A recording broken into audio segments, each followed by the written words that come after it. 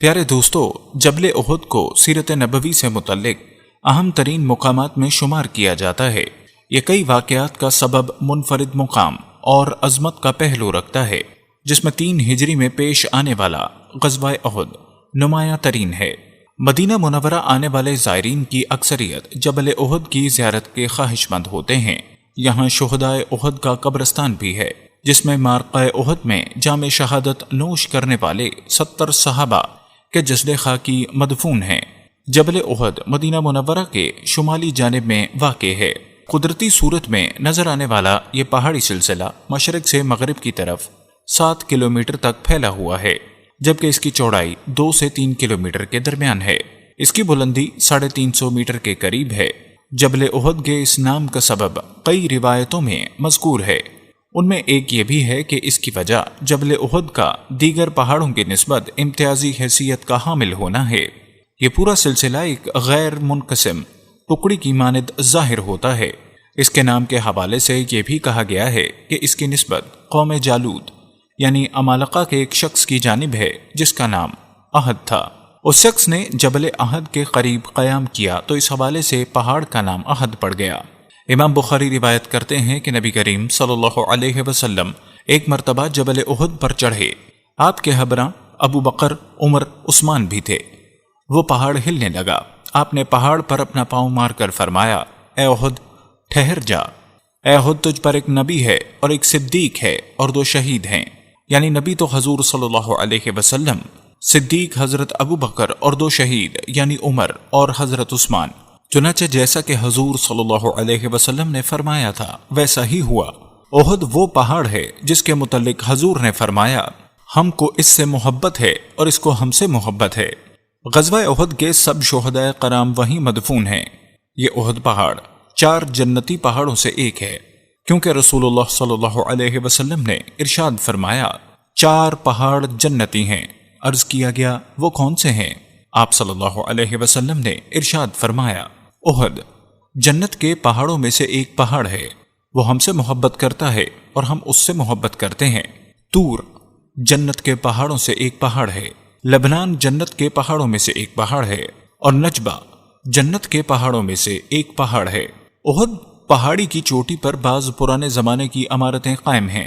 احد پہاڑ کی چوٹی سے مدینہ منورہ کا تمام جہتوں سے نظارہ ممکن ہے۔ پہاڑی چوٹی کے اطراف میں سرسبز درخت، بالخصوص النبی بادام کے پودے، چکوترا جیسے پودے پائے جاتے ہیں۔ کئی مقامی ناموں سے مشہور پودے الاوسج، السمر، السلم، السدر اور شوق الابل بھی موجود ہیں۔ پہاڑ کی چٹانیں عہد اول کے دور کی چٹانیں قرار دی جاتی ہیں۔ جبل احد کی چٹانیں اپنی انتہائی مضبوطی کی وجہ سے بھی مشہور ہیں۔ یہ سرخ، لاجوردی رنگ اور مٹیالے رنگ کی چٹانیں ہیں۔ پہاڑ کا ایک حصہ آتش فشاں پر مشتمل ہے۔ قشقری کا کہنا ہے کہ جبل احد کے شمال مشرق کی جانب پائے جانے والی چٹانیں نیلے رنگ کی ہیں، جنہیں انڈیزٹ چٹانیں کہا جاتا ہے۔ انڈیزٹ چٹانیں اپنا رنگ بدلنے کی وجہ سے بھی مشہور ہیں۔ یہ چٹانیں سفید سے سبزی مائل ہیں۔ پیارے دوستو، احد پہاڑ محض ایک پہاڑ ہی نہیں بلکہ مدینہ منورہ میں اسلامی تاریخ کا ایک اہم تاریخی اور جغرافیائی لینڈ مارک ہے۔ صرف اہلیان مدینہ ہی نہیں بلکہ دنیا بھر سے آنے والے عاشقان رسول اس پہاڑ کی زیارت کو اپنے لیے باعث شرف سمجھتے ہیں۔ نبی اکرم صلی اللہ علیہ وسلم بھی اس پہاڑ سے بہت محبت فرماتے تھے۔ حضرت انس سے مروی ہے، آپ صلی اللہ علیہ وسلم نے فرمایا، احد پہاڑ ہم سے اور ہم اس سے محبت کرتے ہیں۔ جبل احد کئی قابل ذکر خصوصیات کا حامل ہے۔ ان میں سے سب سے اہم پہاڑ کی آتش فشاں چٹانیں ہیں۔ اس میں کئی تاریخی وادیاں، گھاٹیاں، قلعے، کھجور کے درخت اپنی خاص پہچان رکھتے ہیں۔ یہ پہاڑ صدیوں سے مقامی لوگوں کی توجہ کا مرکز رہا ہے۔ کئی احادیث مبارک میں احد پہاڑ کا ذکر ہے۔ بخاری، ابو داؤد اور ترمذی شریف میں بیان کردہ حدیث کے الفاظ کچھ یوں ہیں کہ احد نے ثابت کیا کہ تجھ پر ایک نبی، ایک صدیق اور 2 شہید آئے۔ اس پہاڑ کا نام پڑنے کی وجہ اس پہاڑوں کا باہم متحد ہونا بھی ہو سکتا ہے۔ پہاڑ کے جنوبی حصے میں نبی اکرم صلی اللہ علیہ وسلم اور آپ کے صحابہ نے قربانیاں دیں اور بہادری کے بے مثال نمونے قائم کیے۔ اگر غزوہ احد کا تذکرہ نہ ہو، غزوات رسول کا تذکرہ نامکمل رہ جاتا ہے، کیونکہ اسلامی تاریخ میں غزوہ احد حق و باطل کا دوسرا مارکہ ہونے کے لحاظ سے بڑی اہمیت کا حامل ہے۔ یہ غزوہ 3 ہجری میں واقع ہوا۔ غزوہ احد اسی احد پہاڑی کے دامن میں پیش آیا۔ مسلمانوں کے اس قافلے کی تعداد 700 تھی، جس میں زیرہ پوش صحابہ کرام 100 تھے، اور ادھر قریش کا لشکر 3000 کی کثیر تعداد پر مشتمل تھا، جن میں 700 افراد زرہ پوش تھے۔ اس مارکہ حق و صداقت میں جام شہادت نوش کرنے والے خوش نصیب صحابہ کرام کی تعداد 70 تھی، جبکہ کفر کے 30 افراد واصل جہنم ہوئے۔ غزوہ احد پہاڑی جنگ تھی۔ حق و باطل کے اس دوسرے بڑے مارکے میں عرب کے رواج کے مطابق پہلے مبارزت ہوئی، جس میں اہل اسلام کا پلہ بھاری رہا۔ بعد ازاں عام جنگ شروع ہوئی تو حضرت حمزہ، حضرت علی رضی اللہ تعالیٰ عنہ، حضرت ابو دجانہ اور حضرت حنظلہ کے تابڑ توڑ حملوں سے کفار کا لشکر بھاگ گیا۔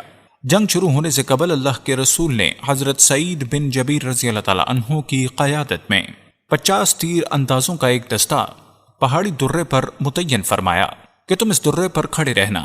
دونوں پہاڑوں کے درمیان راستہ ہو تو اسے درہ کہتے ہیں۔ صحابہ رضی اللہ تعالیٰ عنہ نے فرمایا کہ تم نے یہاں سے ہٹنا نہیں، یہاں تک کہ میں آپ کو حکم نہ دوں کہ درہ چھوڑ دو۔ جنگ شروع ہوئی۔ ابتدا میں صحابہ کو عظیم فتح ہوئی۔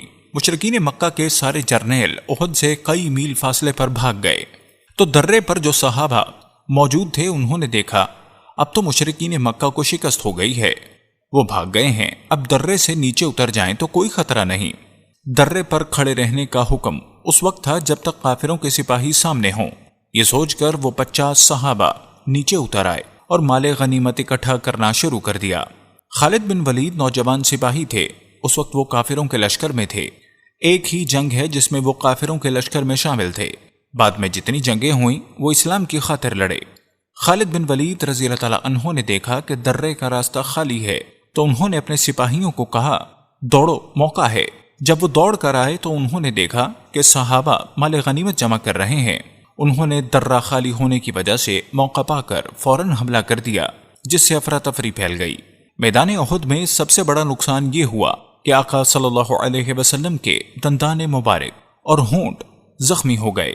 جانثار صحابہ آقا صلی اللہ علیہ وسلم کے پسینے کا قطرہ بھی زمین پر نہ گرنے دیتے۔ جب حضور زخمی ہو کر زمین پر رونق افروز ہوئے تو ایک ہیجان پیدا ہوا۔ حضور نظر نہیں آ رہے تھے۔ ادھر شیطان نے آواز دی کہ نبی صلی اللہ علیہ وسلم شہید ہو گئے ہیں۔ اس آواز نے صحابہ کے پاؤں اکھیڑ دیے، پاؤں ڈگمگا گئے، تو کوئی ادھر دوڑا کوئی ادھر۔ قرآن کی آیت ہے، جب شیطان نے انہیں بہکا دیا۔ مسلمانوں کو احد میں شکست نہیں ہوئی تھی بلکہ فتح حاصل ہوئی تھی۔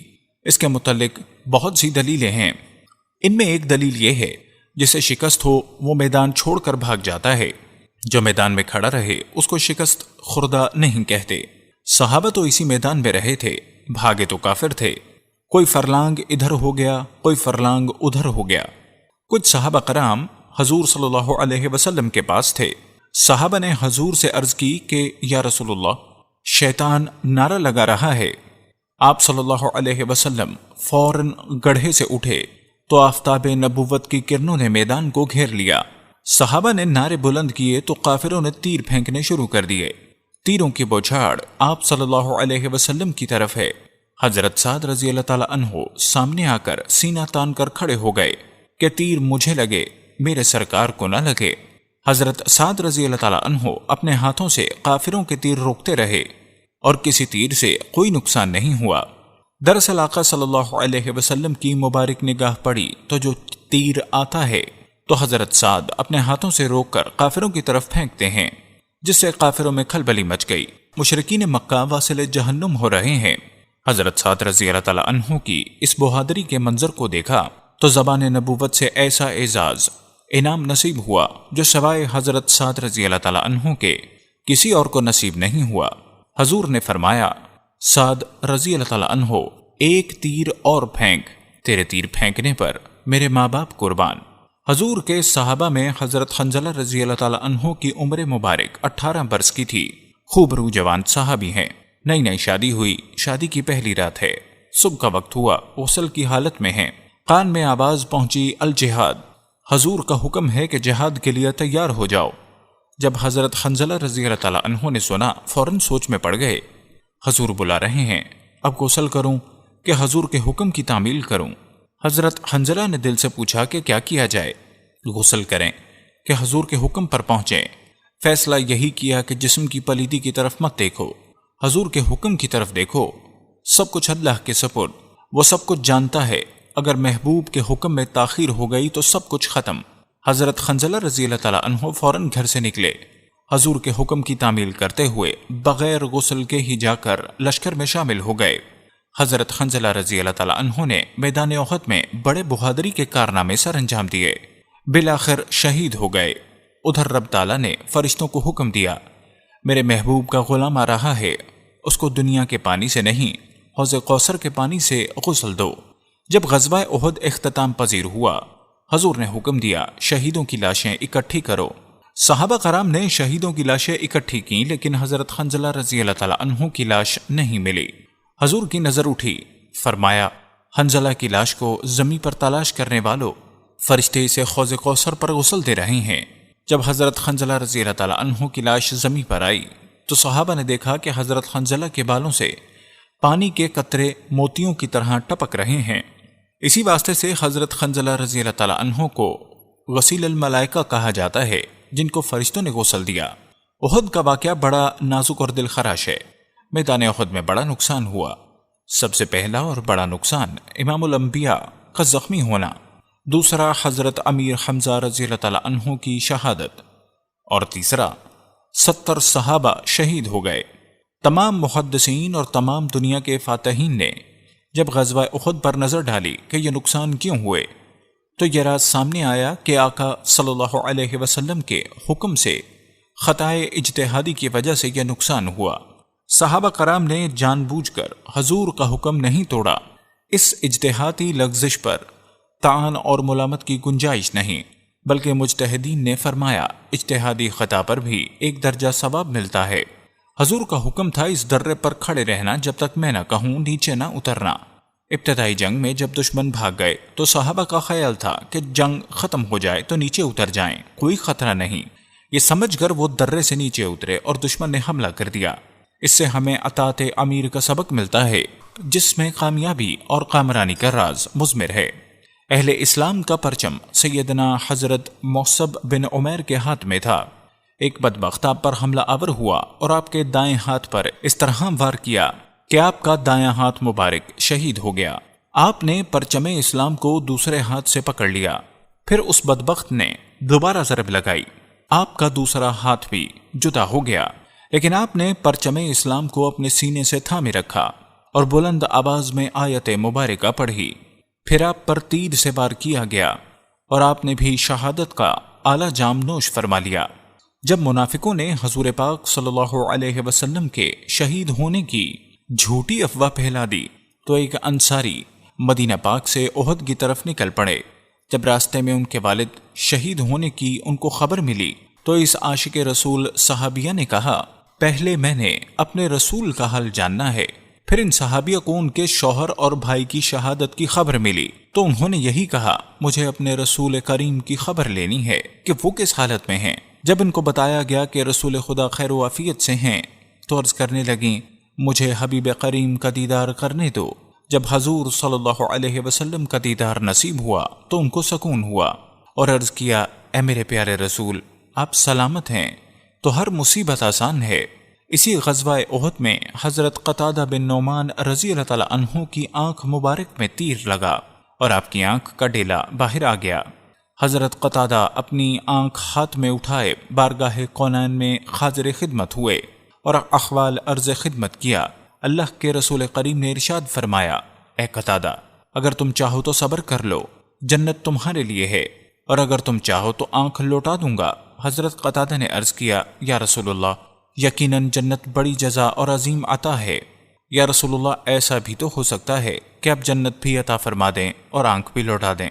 اللہ کے رسول نے فرمایا، ٹھیک ہے۔ آپ نے اپنے دست رحمت سے ان کی آنکھ کو پہلی والی جگہ پر رکھ کر لگا دی اور اس آنکھ کی روشنی دوسری آنکھ سے زیادہ ہو گئی۔ پھر آپ نے ان کے لیے جنت کی دعا بھی فرمائی۔ اسی معرکہ احد میں جب حضرت عبداللہ بن حجش کی تلوار ٹوٹ گئی تو آپ نے عرض کیا،